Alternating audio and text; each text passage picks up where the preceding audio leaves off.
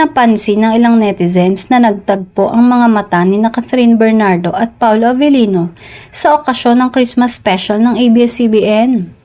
Ito ay habang nasa entablado sila kasama ang ibang kapamilya love team. Binigyan agad ng mali siya ang exchange of glances na iyon ng dalawa. Nabash agad si Catherine ng diehard Kim Pao fans dahil dito.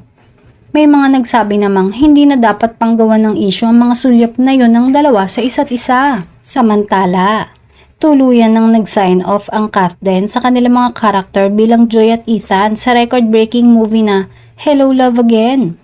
Meaning, ready na sila sa hamon na maipareha naman sila sa ibang love team partner without spoiling the launching movie ng Kim Pao na slated for a Valentine's Day release.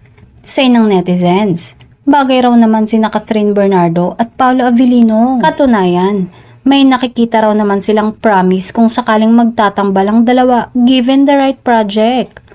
Matatanda ang inamin noon ni Paolo na isa sa dream niyang makatrabaho ay ang superstar na si Catherine Bernardo.